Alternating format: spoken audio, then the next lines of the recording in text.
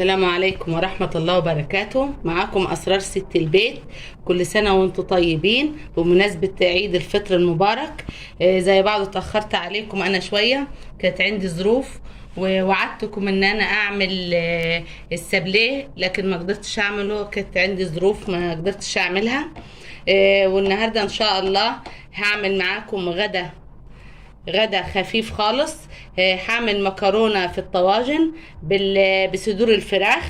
معايا هنا صدرين فرخة فرمتهم، ومعايا بصلتين كبار مبشورين، ومعايا هنا حبتين فلفل برضو فرمتهم في الكبة. والمكرونة ان شاء الله هعملها مكرونة جلم اهي. يعني انا زي ما قلت لكم انا بستعمل الملكه، ساعات بستعمل حوا. وادي الطواجن، في طواجن فخار، هعمل شويه بالطواجن الفخار وشويه بالطواجن الفوين دي اللي بنشتريها جاهزه من بره. وطبعا هعمل شويه بشاميل عشان يتحطوا على وش المكرونه، وهحط عليها الزيتون الاخضر والاسود ده، وشويه جبنه موتزاريلا. وان شاء الله تعجبكم المكرونه اللي هعملها دي. هو غدا خفيف بعد شهر رمضان.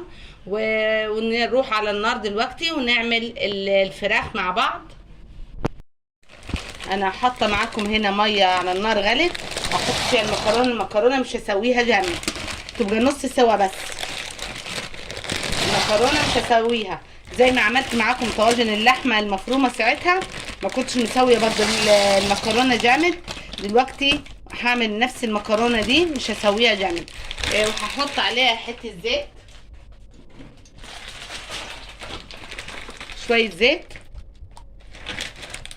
وشويه ملح، واسيبها لغايه ما تستوي، ونشوف مع بعض الفراخ هعملها ازاي، هعصجها ازاي. حاطه هنا حله على النار فيها شويه سمنه، هحط نص مقدار البصل عشان لسه البصل هنستعملوه في الصلصه بتاعه المكرونه.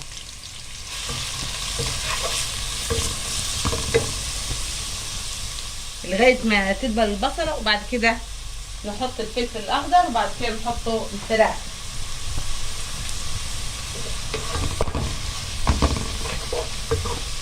نحط فلفل اسود،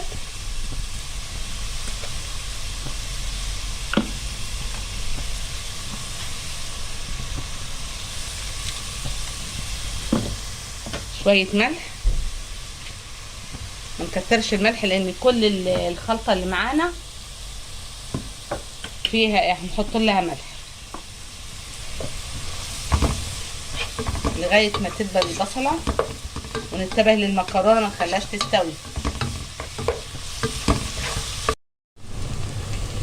احط شويه الفلفل،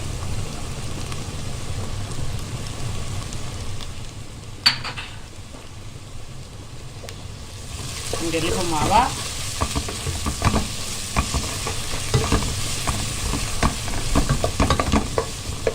بعد كده احط الفراخ اللي انا فرمتها في الكبه،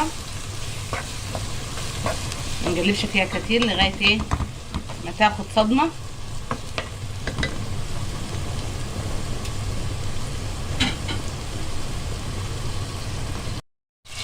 اهي الفراخ وصلت للمرحله دي اهي، ونسيبها لغايه ما تستوي مع البصله. بعد كده نحط البصله بتاعه الصلصه اللي هنعملها للمكرونه.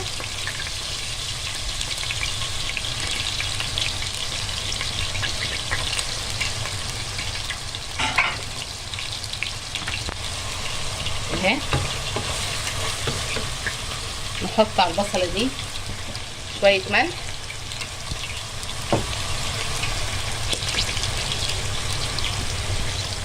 شويه فلفل اسود، نفضل نقلبها لغايه ما تدخل في اللون الاصفر. بعد كده نحط الصلصه بتاعتنا. هبتدي هنا احط التوابل دي، توابل الفراخ طبعا اللي احنا عملناها مع بعض.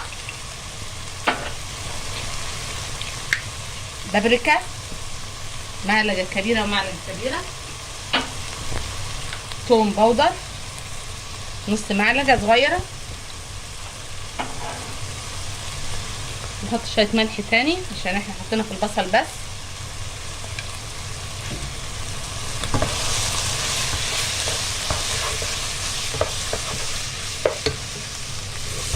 نقلب البصل في الصلصه.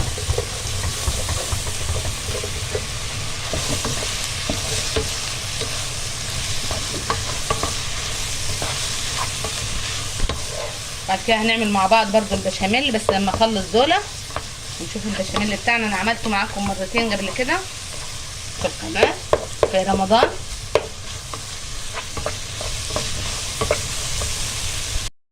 دخلت ان هي تصفر البصله. هحط الطماطم اللي احنا فرزناها مع بعض، مسبكينها طبعا احنا،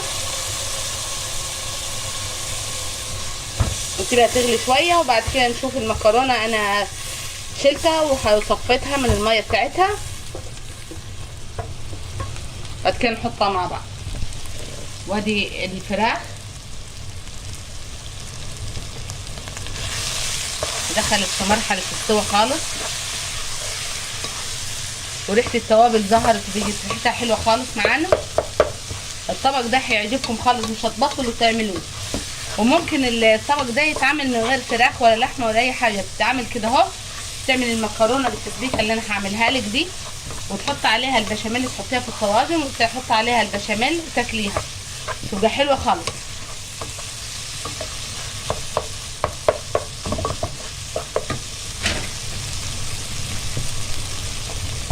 نحط على العين دي، نحط البشاميل.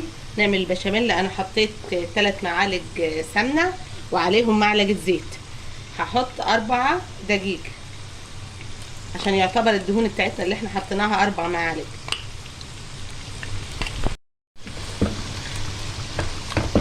نقلبهم لغايه ما نشم ريحه الدقيق، نشوفوه ايه، يتحمص معانا كده. وانا قلت لكم قبل كده في البشاميل اللي عملناه في المكرونه، انا بحب اعمل البشاميل بتاعي بالشوربه.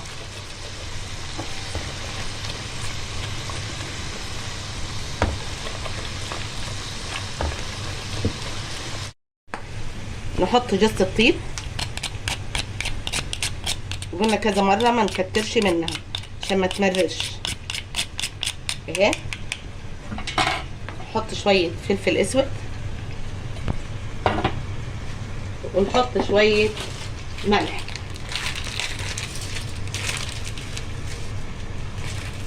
ما نكترش برضه. طعمنا البشاميل بتاعنا دلوقتي. التسبيكه بتاعتنا وريحتها حلوه خالص. هحط المكرونه.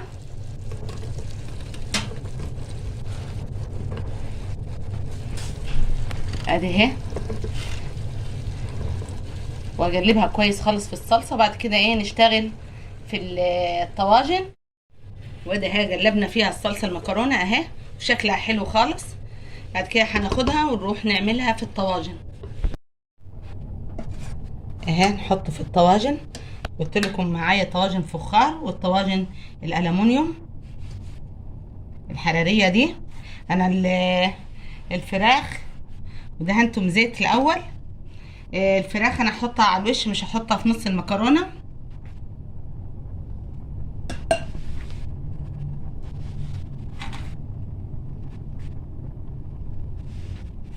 يعني اعبي الطواجن خالص مكرونه، وبعد كده احط الفراخ، وبعد كده احط البشاميل. البشاميل اللي عملته طبعا وشفتوه، هي تشبه المكرونه النجريسكو، لكن المكرونه النجريسكو دي انا بعملها مكرونه الشرايط او المكرونه الاسباجيتي، وان شاء الله برضو هعملها معاكم وهوريها لكم انا بعملها ازاي.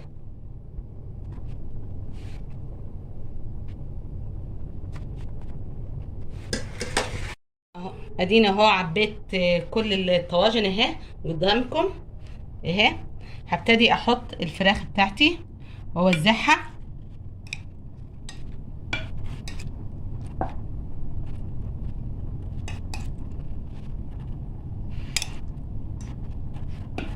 اهي.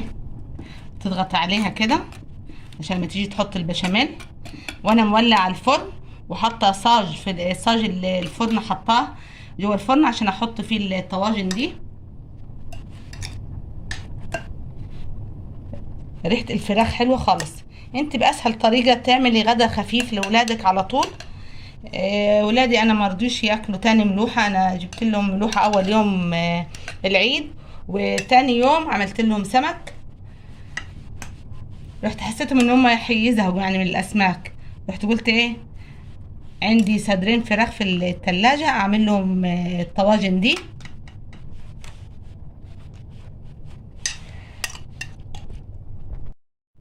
اهي بعد ما حطيت الفراخ على وش الطواجن بتاعتي، وش المكرونه، ببتدي احط البشاميل اللي عملناه مع بعض اهي اهو.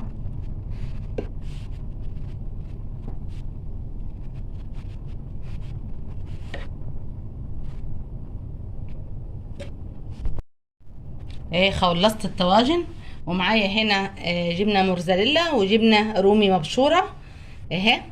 هحطهم على الطواجن على وشها كده. الطاجن ده هيبقى طعمه حلو خالص، واولادك هيعجبوا بيه، مش تقليدي زي اللي احنا بنعملوه كل مره، ده فيه تغيير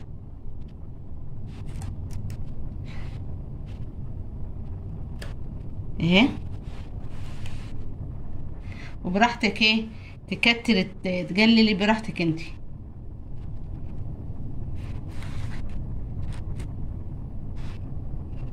زي ما قلت لكم انا مولع الفرن، هو مش هياخد وقت في الفرن، ربع ساعه وتطلعيه، ياخد وش وتطلعيه على طول.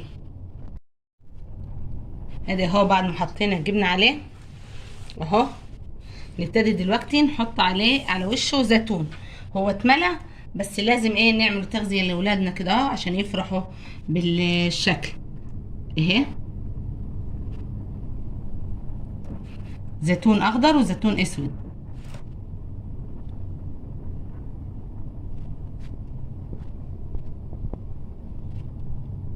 اهو. ونحط الفرن، نحطه جوه الفرن، هيقعد معانا ربع ساعة بس، ياخد وش بس الجبنة بتاعتنا تحمر، ونطلع على طول من الفرن. ادي اهو بعد ما حطينا في الوش الزيتون اهو، شايفين شكله جميل يفتح النفس من قبل ما نحطه جوه الفرن اهو. معايا واحد هنا طبعا ما حطلهوش زيتون، لان معايا ابن صغير ما بيحبش الزيتون، مخليه له هو من غير زيتون واهو. احطهم في الفرن دلوقتي ونشوفهم بعد ما يطلعوا ان شاء الله. وادي اهو الطواجن بعد ما طلعت من الفرن، الريحه بتاعتها خطيره والشكل جميل خالص، وان شاء الله تعجبكم الوصفه بتاعتي دي. هي وصفه خفيفه وان شاء الله تجربوها، وكل سنه وانتم طيبين، والسلام عليكم ورحمه الله وبركاته.